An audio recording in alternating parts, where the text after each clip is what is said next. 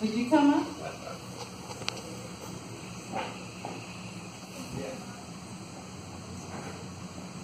Good evening, everybody. Good evening. Trust and pray that you've experienced a victorious day on today. God has been good because He has allowed us to come together for this grand occasion. I was sharing with Joe last week about the importance for having a vision. So when I look at Joe, I think about if I was to give him a theme today, my theme would be vision for change. You can't change what you can't see. And we need change in our community. And I believe that Joe is the man for that.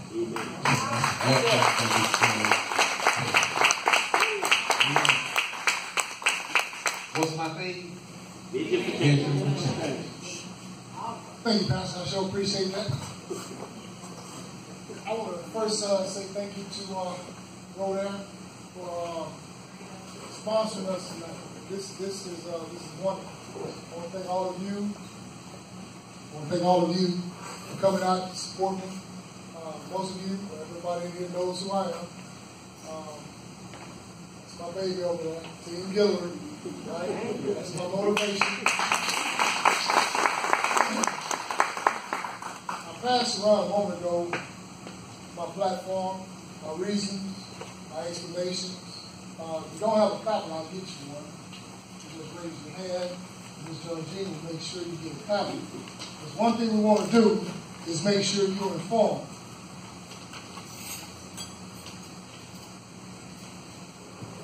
It's vitally important as we move along in our communities that we find a way to mend some bridges.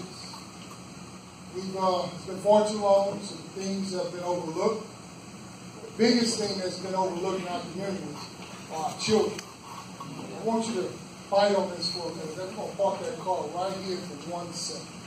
I want you to think about your responsibility to your child. I thought about it in 2015 when I ran for the school board. Kennedy came to me at the age of 2 years old, changed my life, turned it upside down. She's the reason why I'm really standing here. Her and the other 9,000 children I represent. The opportunity to speak to them, to speak for them. My thing then was I want to be the voice for those children, parents, and the teachers. Represent the community in a special way. To point out some issues of change. If you look at my track record, everything that I've ever posted on Facebook, on my website, josephguillory.com, you're going to find my resume, my bio. If you look around, you'll find a few of my accomplishments. I want to let you know it wasn't me. I didn't do anything. God did. So when we look at things in our community that bothers us, that troubles us, we make excuses for it. And then we say, well, it's okay. It's my friend. We got to start voting for our friends. We got to start supporting those who stand for what is right. That's always my judgment, my position. I always want to err on the side of righteousness and everything I do. I'm not perfect. I want to make sure you understand. My hands is as dirty as yours. I'm a sinner. I want you to know that because we are in this together. That's what all of us. We don't need to put anybody on a pedestal. I think we've done that far too long. We're human. We're going to make mistakes. The process is a point of recovery. Part of it is redeeming ourselves. God is the Redeemer. He's my life. How about you?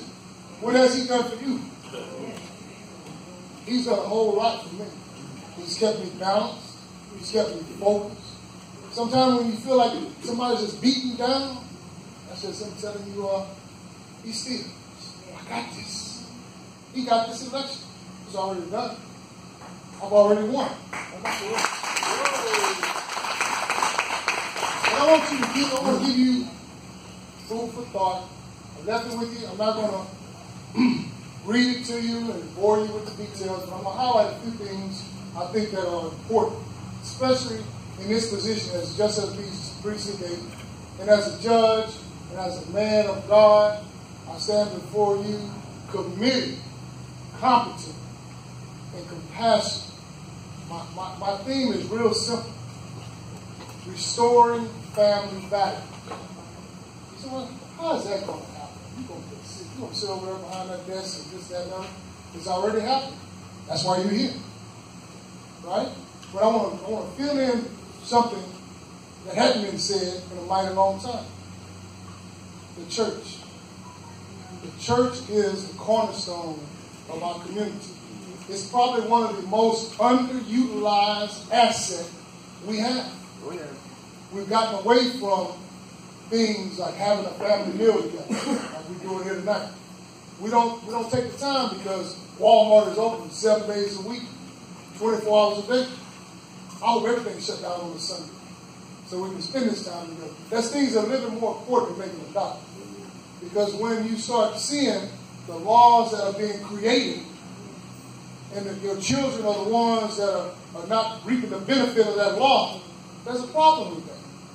So my plan and my platform is to put things in place, a preemptive measure to ensure our children don't become familiar with the justice system. We need the churches to agree on one thing, that there's a need to do what they need to do to reach out and develop the programs and reach out to our kids. Understand that our children's mother is still a child. Still a child. He's still a child. And for those that aren't already incarcerated, those that are not locked up, on drugs out in the street, grandma's still in the club, we're going to pray for them.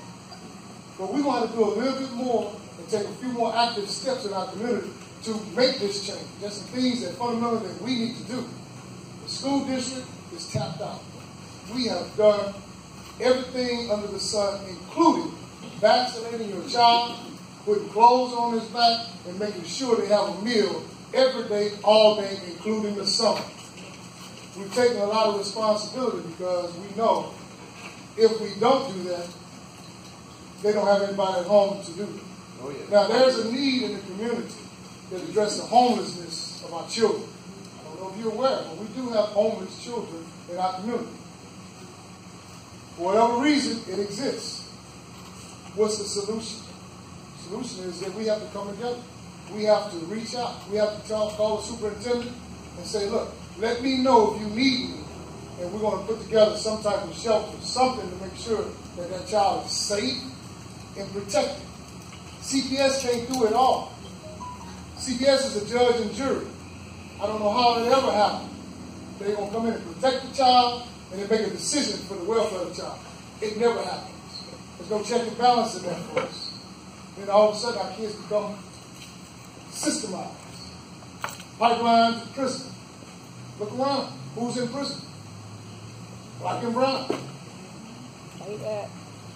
We make up less than 10% of the population in the United States, 90% of the population in prison. That's a problem. The problem is we allow too many people to validate who we are. Okay? And it's time for us in this election to send a message that we are and we have value. And we're not going to take what you've been selling us. Okay? Now, my mission, we are an independent branch of local government, constitutionalized, entrusted with the fair and just resolution of disputes. All I'm telling you is that I don't care who you are, whether you're right or wrong. What you're going to get when you come to me is fair and just treatment with love and respect. Not only in the courthouse, but in the street as well. Because when you see me, I don't just represent myself, my household, or these kids. That's my mother back there in the corner. These are my cousins. These are my family members. If I do anything, I disrespect you. I can't do it. Somebody wanted me to compromise and not run in this election. They called me. They asked me because we want so and so. Can't do that. Can't do that. I got a commitment. I made a commitment. There's a need. There's a void that needs to be filled. On this desk over here, on this table, there's a clock. Those I haven't told, please don't ask me. But I want you to think about it for a second. What does that clock represent to you? Because that's what needs to happen. Can anybody tell me if that clock is working? No. It don't work. If it's not working, it's broke, right? So is our justice system. Time for a change. This clock needs an upgrade. Needs a new battery. Needs a new home. Oh, there's a trash can around here somewhere. But we need to upgrade, folks. The sentiment behind it all is that we've been relying on so few to do so much. When together, collectively, we can do so much more. Looking at the vision, we will be a court characterized by excellence that strive to attain justice for the individual and society through the rule of law. We will provide equal access to a fair and effective system of justice for all without excessive cost, inconvenience, or delay. We will offer complementary methods of dispute resolutions while preserving the constitutional right to trial by an impartial judge and ensuring compliance with the results achieved through effective enforcement of court orders. Understand, the law is the law. Now, lawyers are paid to bend the rule. You commit an offense, his job is to get you off. Any means necessary, even if it means lying to you. The judge does not have that luxury. He has to follow the law. In the event that he does not follow the law, he can be removed, he can be sanctioned. These things that you need to take a look at. Find out for yourself, do the research. Things I'm telling you are already happening. Not just here, it happens all the time. People compromise themselves for a friend. I'm not going to do it. If you were my friend, you wouldn't ask me to. Right. If you love me and support me, you want to make sure, hey, I was wrong. I'm going to take care of my situation myself. That's your responsibility. You shouldn't put that off on me. Looking at providing a quality service that continuously improves the efficiencies of judges, that meets or exceeds expectations, and ensures that all are treated with courtesy, dignity, and respect. Here, some of you have never been in a courtroom, never experienced being judged, having someone make a decision for you. The one thing you want to know when you walk in is at least the man sitting behind that is going to respect me. He's going to make sure that he deliberates fairly and renders a fair judgment, whether he's my friend or not. Now, this is your first experience. It probably going to be a little uncomfortable, but at the same time, you should have confidence knowing that you've been in a fair courtroom. We maintain the independence, and I'm going to stress the word independent. I financed my campaign. I financed the last one. I thank all of you for the contribution that you made to me today. I appreciate it. It helps a lot. Because it shows your commitment. It would be so much easier because you've already called. You've already asked. I said, no, I don't need help. Thank you. The people that's going to support me, or the people that's going to commit to me, or the people that's going to contribute to what I believe in. That's what I want. Because it doesn't come with strings. This is a responsibility. It's a commitment to you. That's what it represents. The other, check, they want to write, comes with strings. They're going to call you later and say, hey, so-and-so is going to be in your courtroom. Need you to look out for them. That doesn't happen. It won't happen here. No connection. And I want to make sure that anybody else that decides to run for public office understands what the sacrifice is that they're making, what that constitutes, selling out your own people. So that's what you're doing. Anytime you take money from these large organizations, all you're doing is hoping that they're going to do something for you in the long run because you're not there for the right reason. Check the financial statements of your candidates, past and present. It's public information. Know who is supporting who. It's important. It's important. Because if you know he's smiling in your face, I think Reverend Vesta Thompson, last week, 1st 6th Street, Caitlin Garden, he made reference to it. Where you can take your place, backstab. It exists. It exists. People that call you your friend, people that stand by you, they just wait for an opportunity to let you down. What we want to do is maintain, we want to make sure that we acknowledge the judiciary while strengthening the relationship with the public, local law enforcement, and other branches of government. My biggest attribute is the ability to bring people together. Back in 2011, when our high school kids were on their mission to state, I gave the biggest gathering, music, entertainment that pulled off the scene in a long time. We had over 400-something people attend on the same night, and probably 75% of people in Port Arthur were already gone. We wound up having a meet out here in Cheeks. We had over 500 bikers from all over Texas come to be with me, hang out and experience some of the things that we did. When I say things that reference, I've been doing this community service since 1994. This picture right here, you get a chance to take a look at it. That represents an event that I hosted, sponsored, supported for our needy kids, Children American Network. I think on this day we probably raised over $50,000. This is for those kids that need operations that their parents cannot afford. Since then, I've come to town, Toys for Tots, everybody's familiar with it.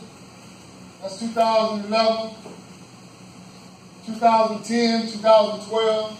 Angel Tree Foundation. Anybody here familiar with Angel Tree Foundation? You understand that that's for those children, parents that have been incarcerated. We want to make sure that they had a Christmas.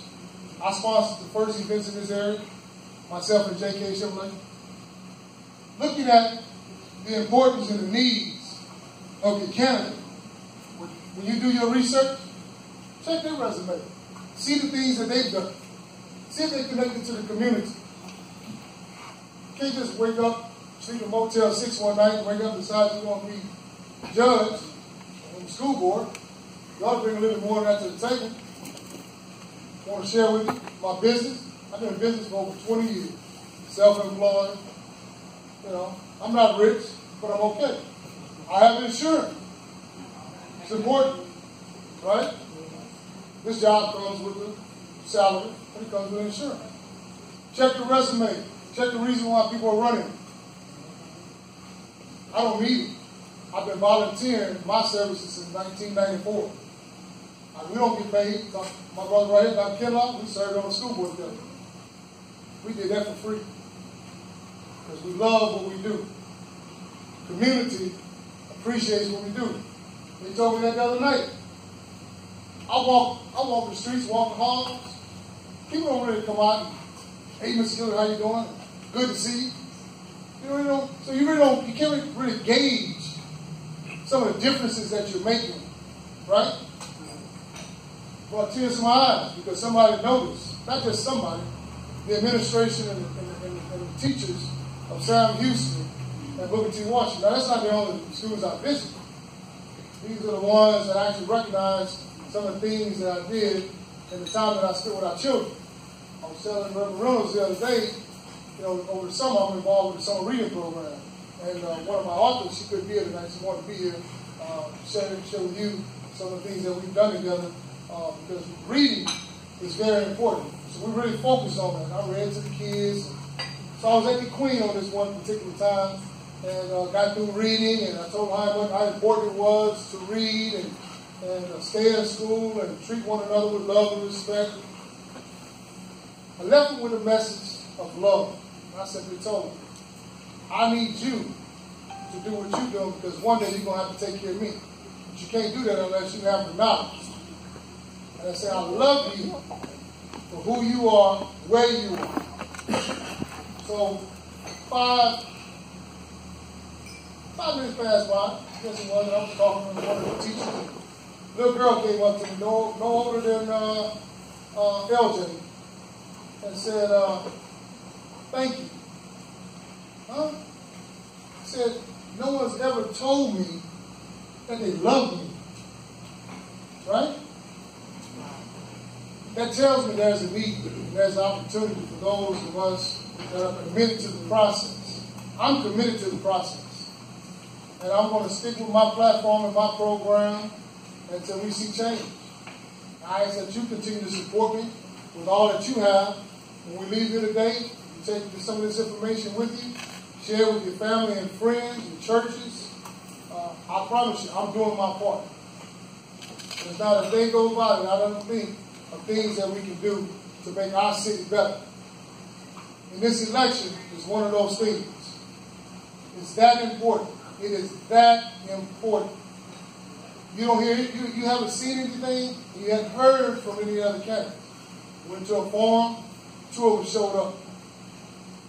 Went to another meeting, 1 of them showed up. Look around, you see signs, but you don't know what they're about. I provided you with detailed information, and we're going to field some questions. I think we have several questions that you've asked. So we're going to try to address those. I didn't want to go too deep into what I had because we might answer the question. So we wanted to hear the question and give you an answer. Understand that there's about 5 core values I'm going to park the car on this and we're going to get into the question and answer. Independent, ethical, integrity, fairness, and trustworthiness. Are words that describe my character. I'm committed, I'm ready, and we know it's time for change. I thank you for your time.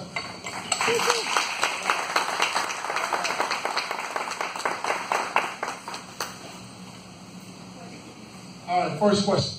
Some after-school programs are in place that assist with helping children. How would your truancy program coordinate with your She wanted to know about an after-school program, something that doesn't exist right now, something that needs to happen to help us with our truancy.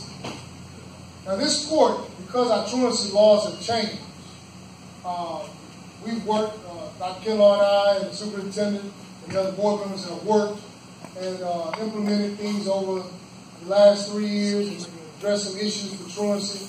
So the school district has a plan. So the child is going to go through a process before he ever gets to the judge. And by the time he gets to me, it's like, what else are we going to do, right? I mean, it'll be that bad. What we don't want to do is penalize the parent or the child. That's the first thing. We want to look into the root cause of the problem. You know, I was told a story about a mother that had 5 kids and had 1 kid that just was cutting up. That was an opportunity and a cry for help.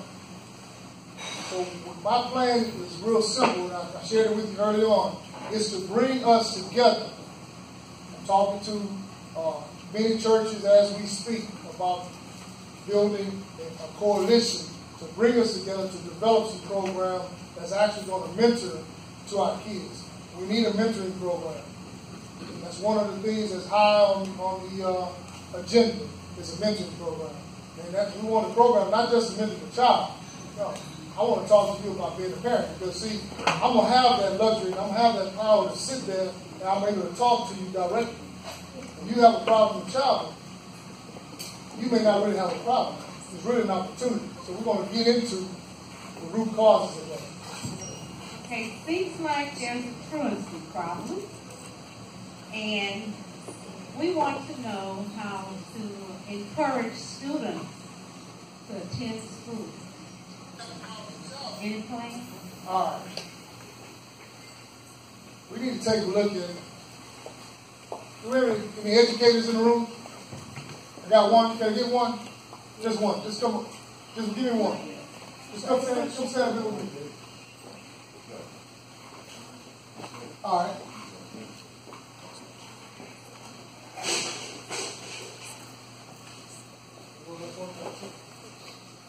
Is that heavy? Somewhat.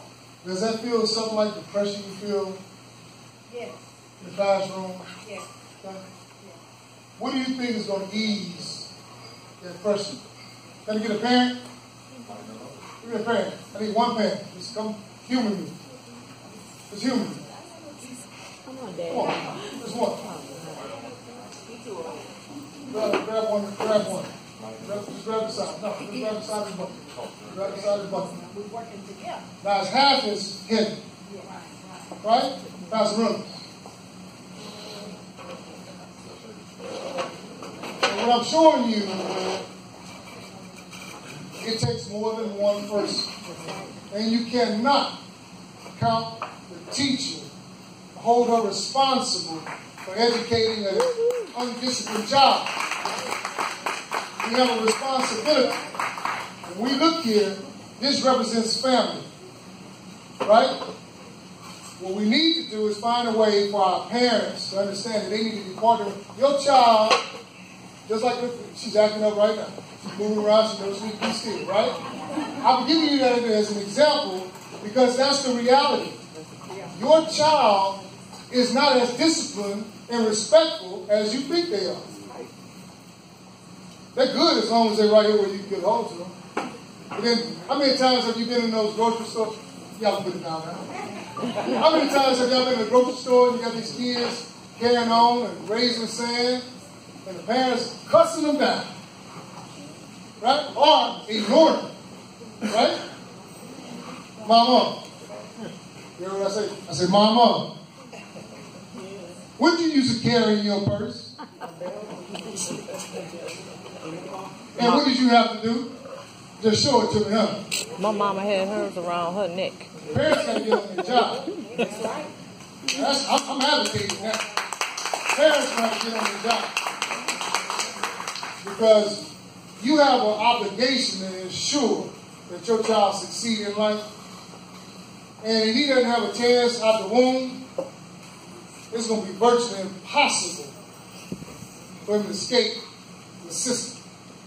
Do you know by the third grade if your child can't read, they've already calculated how many prison beds they're going to need for your child?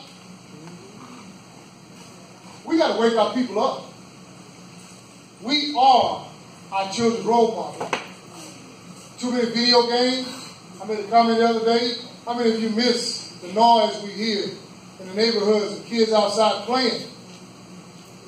We've given away, with this past year, the Roadhouse, my Roadhouse brothers, we gave away 20 bikes. Another group gave away 900. Right now, you look down this street right now, there's nobody outside riding their bicycle. It's not cold, it ain't raining. We spoiled our children. We spared the rod. We spoiled the child. You reap what you sow. It's time for us to change this generation by being the parent, being the adult in the relationship, not the friend. So you ask me what my plan is. My plan is to talk to you truthfully, in your face, and identify an opportunity for you to make a change in your child's life. Now the rest of it is up to you. I'm going to do my part. I'm going to give you the representation. Kennedy, tell these good people what buddy love is. What happens when we get buddy love? You get a what? Next question. The last question you've already answered. I did? Yeah. Look, folks, there's plenty of gumbo. Are there any more questions? One question here. Yes, ma'am. Mr. Guillory, can you tell us what you have in mind to formulate a program for city, school district institutions to work together? Because if kids are out of school, hanging out because they're put out of school for some reason, how are we going to formulate a program that's going to allow us to have a repercussion for the parents? Well, I'm going to challenge my good friend, and I'm going to ask him to use his nonprofit for us to get started. I have a friend in Colorado that's committed to me once the election is over and ensure that I'm going to get some funding. My plan is to actually develop a community center of my own and put my name on it. No, I'm just kidding. No, really. We're going to get a community center. We need a community center. Now, the city has a community center. The city has parks. But have you been to our parks? Yeah. We got some new stuff going on, Rose Hill, here and there. Yeah. But we need operations. We need to bring Little League basketball and football and these other sports that I played in when I was a kid, we bring them back. The plan is to challenge my friend to use his foundation to get something started because we need a community center. Beaumont needs one as well. Salvation Army is doing it all they can do. They're busting at the seams. We're going to have a concerted effort on the part of our city council to recognize the need to put some money into our children's future. That's where we need to start spending some effort. So I'm going to be an advocate for that. I'm going to talk with them and I'm going to share with them. But that's where we're going to start. My vision for it is probably a little bit larger. Right now, we just need a place to go now. And then we'll start building on it. But inside this building, we want to make sure that we're going to feed the kid, we're going to tutor the kid. If we have to house the kid, we're going to do that too until Mama get home. Mama working all day. She's doing all she can for those 5 children. We got to find a way to bring back the village that needs to raise our children, that used to help us. When I was a little boy on West 19th